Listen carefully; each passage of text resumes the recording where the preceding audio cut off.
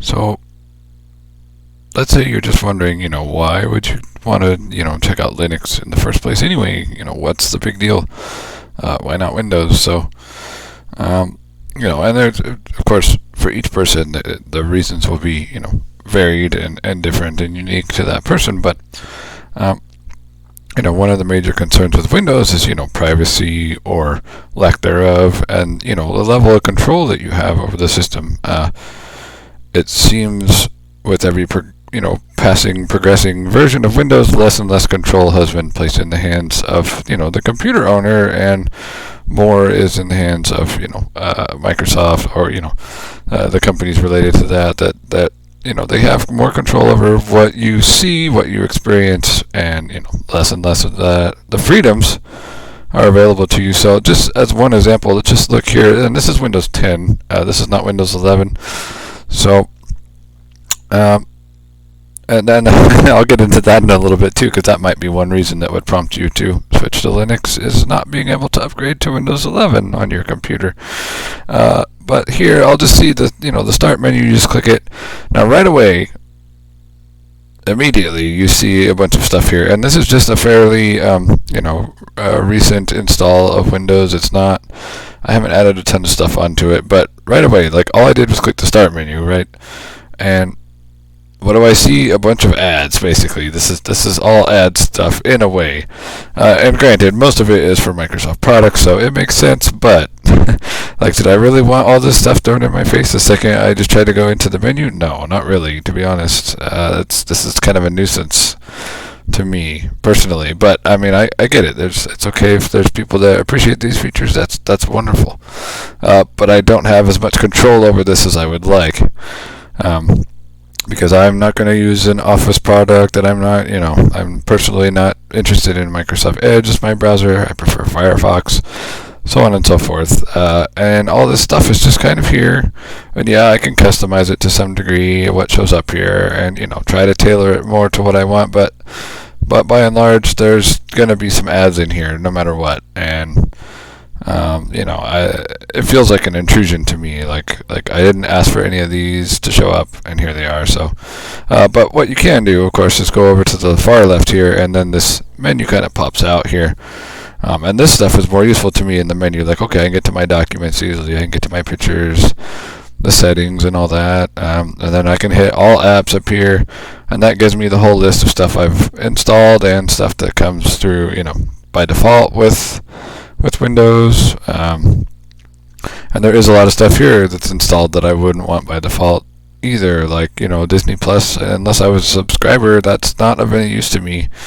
And it's one of those things where it's like, yeah, every operating system to some degree is going to have that sort of thing. There's going to be stuff built into it, software that you may or may not use, and that's fine. But things like that, it's like if I wanted Disney Plus, I would go out and get that and then bring it into the operating system later. I don't need it pre-installed or this. And that's just one example. I had nothing against Disney Plus, but it's just there's a lot of that goes on with Windows, and they try to push their own products, and rightfully so. It's their ecosystem, and it's their business and all that. So it does make sense, and I don't really begrudge them for saying, hey, try our Office product or our OneDrive storage solution or whatever.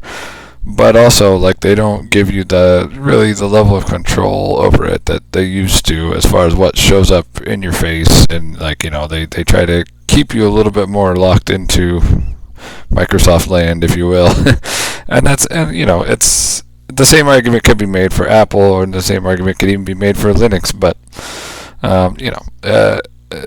it's just the degree of it seems to be increasing at an alarming rate to me personally, but that's just an opinion. Anyway, so setting that aside, so another thing to look at is the settings. We'll just go in here to the settings.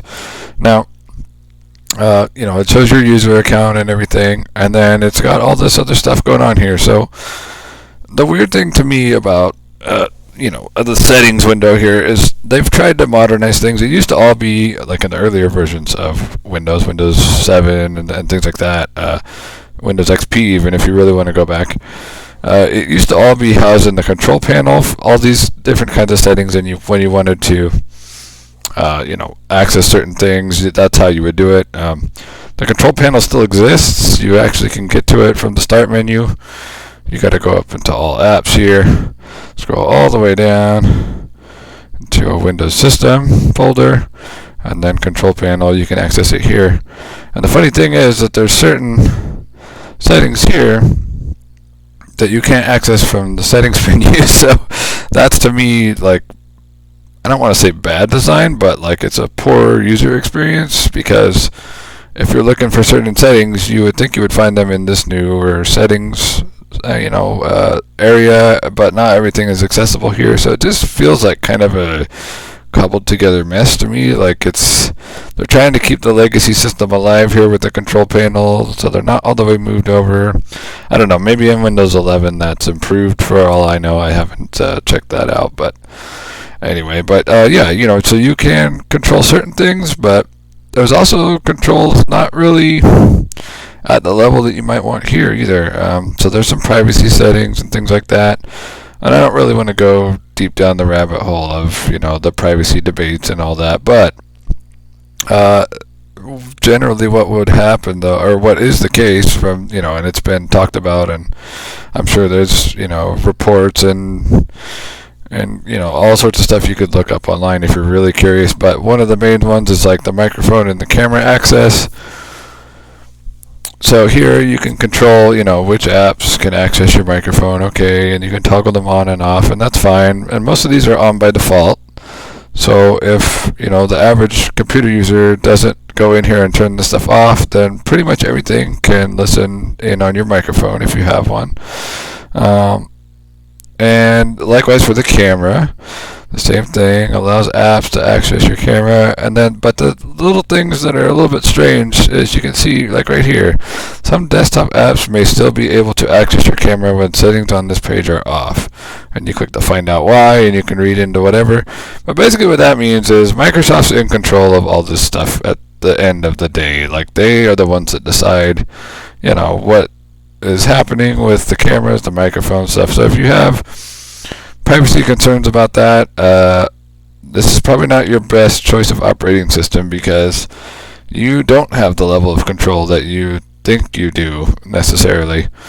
And they make it seem fine, like, yeah, you can, take your desktop apps, you can turn it off, and, but then here again, some apps might not appear in the following list or are not affected by the settings. See, so it's kind of, I don't know what the word is that I want, but they're trying to tell you, like, hey, you've got some options here that maybe aren't affected by this, or there may be some exceptions or whatever.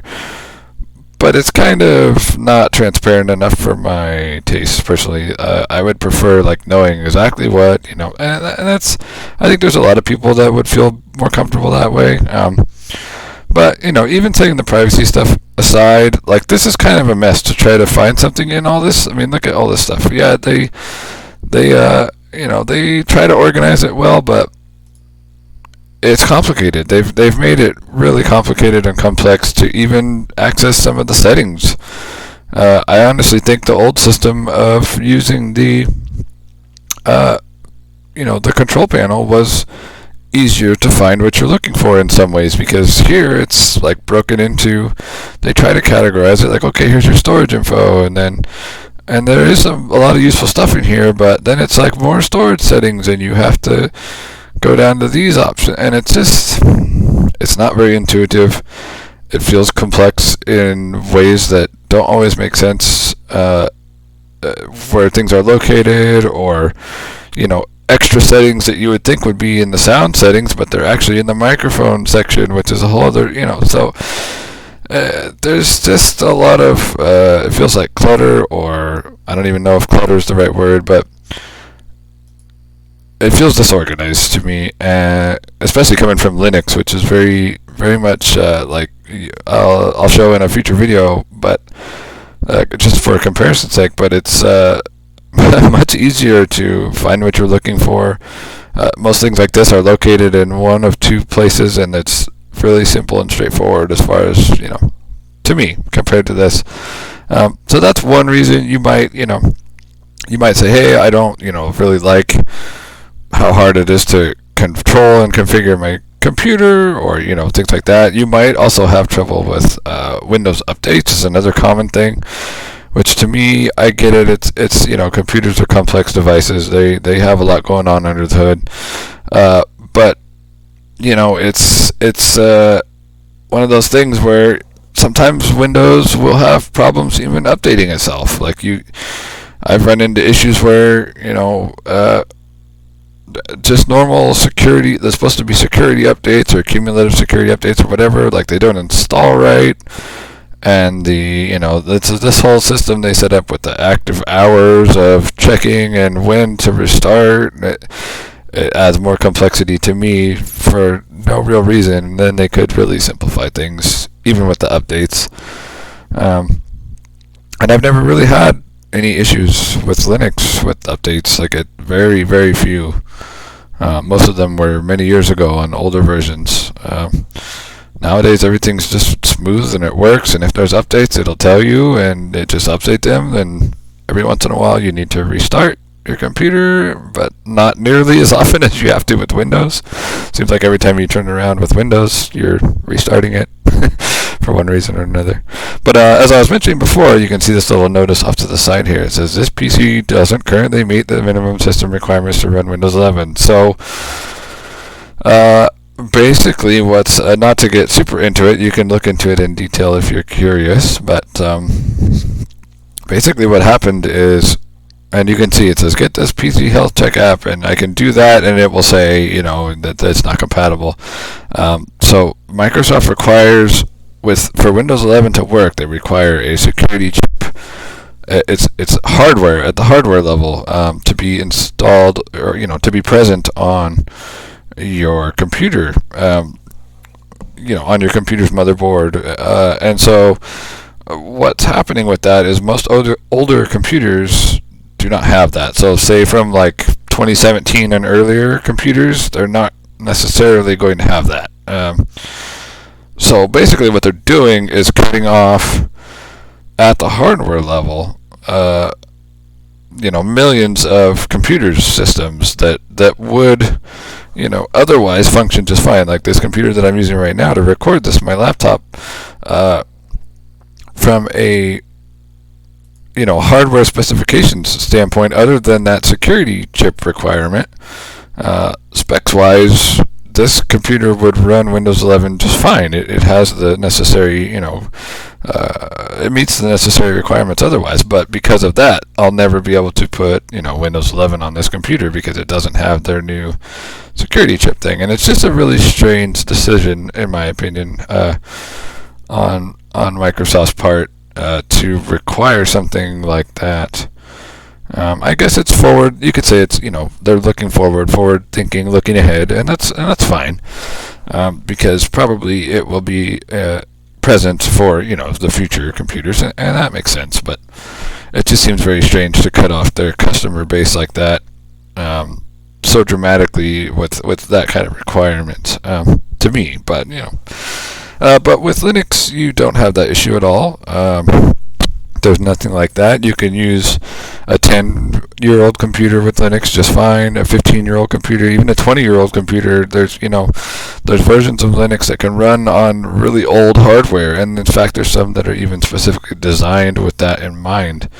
You could have a computer from the Windows XP days, the early 2000s or something, and there's a Linux version out there that will run on that computer. It could be, very outdated hardware-wise, but still functional, and Linux could give it new life. So that's another reason that a lot of people may, especially in 2025, in a couple of years from now, when the Windows 10 end of service date happens, and people won't be able to get any more security updates or anything on Windows 10 at that point. So so if you're considering it, or if maybe you're just tired of certain things with Windows, maybe you've had some problems with, your device is not working right, or just general headaches and problems, and you're looking for something a little different, something a little easier, that just works, it's a little bit less of a, hassle or a headache, Linux might be something for you to try. There might be something for you to experiment with and look into and see if it's going to work for you. I know that's how I started, was, just curiosity and liking something different, and just the fact that there was a free operating system out there that I could just put on any computer I wanted. And that is another advantage, is that Linux is free. It doesn't cost anything. Whereas Windows, every time, well, not every time, but in most cases, they charge for the operating system. But it's there's just a lot of things that that, especially nowadays with Linux, it has come very far in the past 5 years even. But even before that, it's evolved leaps and bounds from compared to where it came from, and so it's very competent and very comparable to what you would experience with Windows. If you enjoyed this video and you want to learn even more, you can find my books at bookstoread.com/Jonathan.